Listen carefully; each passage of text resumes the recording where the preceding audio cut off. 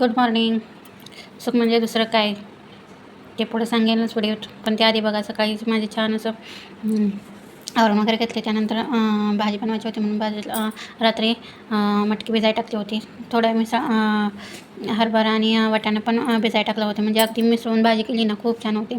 भिजत टाकलेल्या वाटाण्याची नाना सध्या बघा पालेभाज्या खूप महाग झाल्या, त्यामुळं शक्यतो कडधान्य खाण्याचा प्रयत्न चालू आहे. आणि म्हणाव्या तशा भाज्या पण येत नाहीत म्हणतात ना तसं. आणि मग म्हणून म्हणलं थोडं वेगळं काहीतरी कडधान्य असं वगैरे करायचं म्हणून भिजायला टाकलं होतं. त्याची भाजी मला बनवत आहे बघा. जिरं मोहरीची थोडा लसूण वगैरे फोडणी मारली आणि त्यानंतर छान असं तेलात वाटाणा वगैरे भाजून घेतलं. त्यानंतर थोडीशी चटणी आणि शेंगदाण्याचं कूट वगैरे टाकून घेतलं. त्यानंतर कोथिंबीर वगैरे घातली होती, त्यामुळे अगदी मस्त अशी भाजी तयार झाली होती. त्यानंतर म्हणजे कसं अगदी थोडंसं तिखट वगैरे टाकलं की मुलं पण खातात आणि आम्हाला पण होती. अशा प्रकारे भाजी सगळ्यांसाठीच बनवली होती. त्यानंतर बघा चपाती वगैरे बनवून घेतली आणि पटकन स्वयंपाकाची भांडी धुवून घेतली, म्हणजे जास्त लोड पडत नाही म्हणून मग पटकन सकाळची कामावरून घेतली का निवांत होतं. त्यानंतर बघा मुलांचं आवरून घेतलं होतं. दोन्ही मुलांच्या आंघोळ्या वगैरे घालून घ्यायच्या.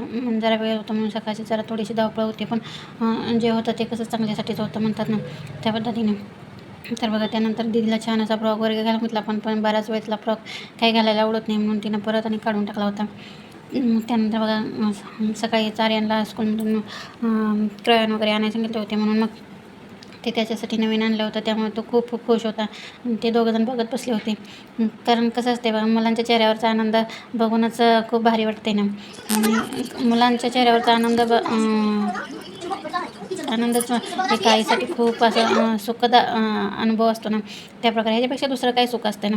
आणि आता बघा आमची दीदी दादा शिकवल तसा किंवा मम्मी शिकवल तशी जॉनी जॉनी म्हणण्याचा प्रयत्न करते, आणि तिचं ते पाहून ना मला खूप भारी वाटत होतं.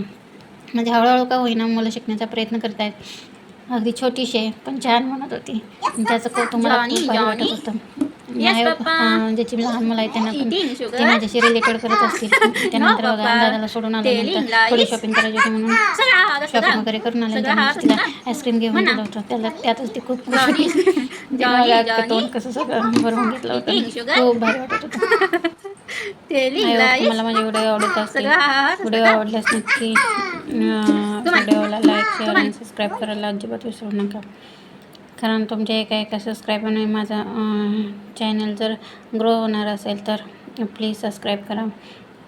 आय होप आमच्या दीदीची रिॲक्शन बघा. आईस्क्रीम किती छान करते. मला दे म्हणत होते तर अजिबात देत नाही बघा.